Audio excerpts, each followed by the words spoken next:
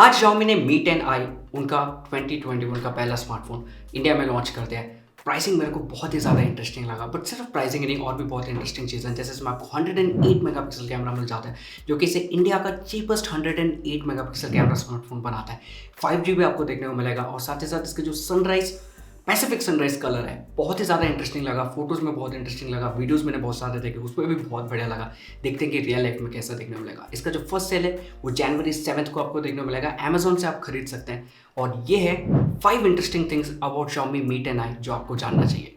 सबसे पहले 108 megapixel camera, इसमें जो सेंसर यूज़ किया गया वो सैमसंग का HM2 सेंसर है।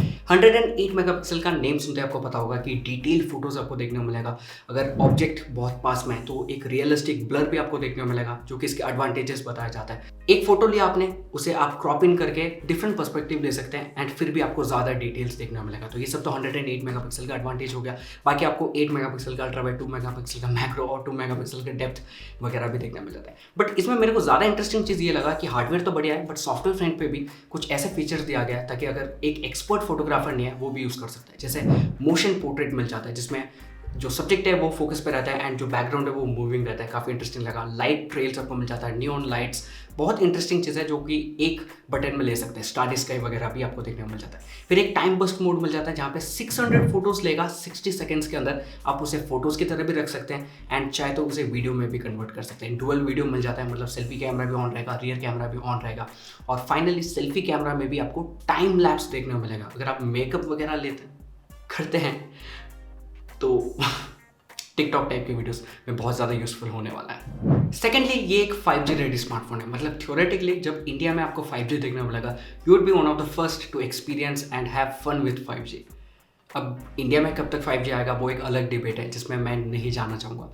नोटिस करने वाली बात यह है कि इस प्राइस रेंज में जो भी स्मार्टफोन्स आते हैं 5G स्मार्टफोन, जैसे 5G स्मार्टफोन करके एडवर्टाइज किया जाता है, उसमें 1 या 2 5G बैंड दिया जाता है। कुछ वैसे ही यहाँ पे भी किया गया है। इसमें सब 6 गीगाहर्ट्ज़ के 2 बैंड्स मिल जाता है, N77 एंड N78। अब ये पहली बार तो नहीं है इस प्राइस रेंज में जो भी स्मार्टफोन्स आते हैं। जैसे मैंने ऑलरेडी कहा था OnePlus Nord में भी कुछ ऐसे दिया गया, but at the same time कुछ ऐसे स्मार्टफोन्स भी हैं जो कि most of the 5G band support करते हैं, जैसे Moto G 5G, एंड ये भी सेम प्राइस में आता है। अब इसकी वजह से जितना प्रॉब्लम होगा या कितना प्रॉब्लम होगा उसके बारे में मेरे को आइडिया नहीं है। ये तो जब इंडिया में 5G आएगा तभी पता चलेगा, बट मेरे को लगा बताना है तो मैंने आपको बता दिया। थर्डली, इसमें आपको स्नैपड्रैगन 750G देखने को मिल जाता है। अब एक चीज़ ऑलरेडी बता देता हूँ, या पहले ही बता देता हूँ, जो स्नैपड्रैगन का नंबरिंग स्कीम है ये थोड़ा सा वियर्ड है। अब ऐसा नहीं है कि 750G है और 765G है तो 765G बेटर होगा, ऐसा नहीं है। अभी तक जो एंटूटू स्कोर आया या जो डेटा दिखा रहा है वो ये बता रहा है कि 765G एंड 750G को अगर हम कंपेयर करें तो CPU परफॉर्मेंस 750G में बेटर देखने को मिलेगा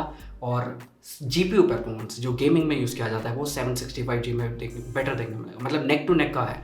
तो मेरे हिसाब से रियल लाइफ में डे टू डे यूसेज में कोई भी ज़्यादा बड़ा डिफरेंस नहीं पता चलना चाहिए unless and until you game.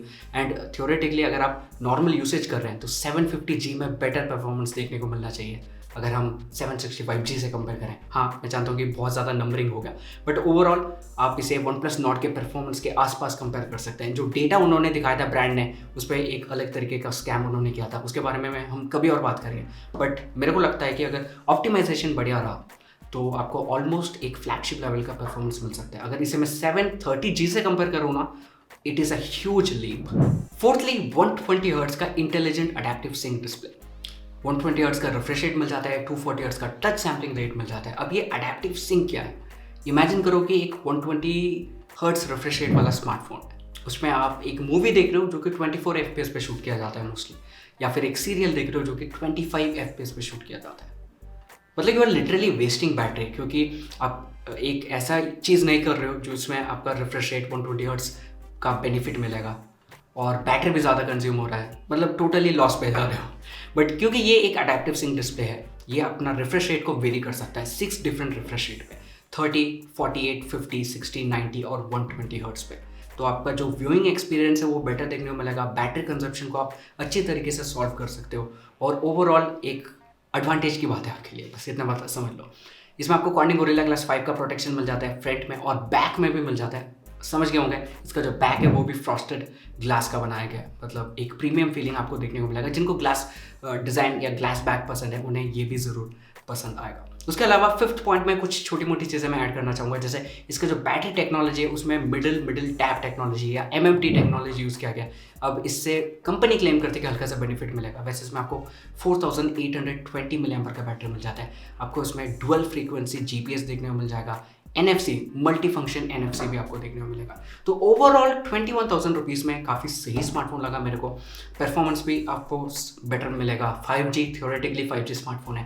108 megapixel का कैमरा है। जिनको स्पेसिफिकेशन में ज़्यादा विश्वास है वो ले सकते हैं। बाकी अगर आपको कलर साइंस वगैरह देखना पसंद है तो आप वेट कर सकते हैं हमारा कि कैमरा रिव्यू कैसा होने वाला है। ओवरऑल मैं काफ़ी ज़्यादा एक्साइटेड हूँ इस स्मार्टफोन के लिए।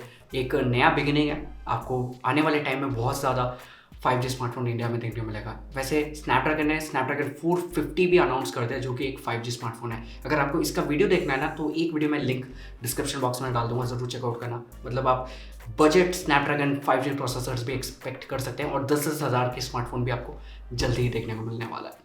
आपका क्या ओपिनियन है कमेंट सेक्शन में ज़रूर बताना। अगर आपको ये वीडियो पसंद आता है तो इंस्टाग्राम एंड ट्विटर पर फॉलो कर लेना। यस, सब्सक्राइब भी करना एंड लाइक भी। अगले वीडियो मिलते हैं। Thank you so much for watching. Bye.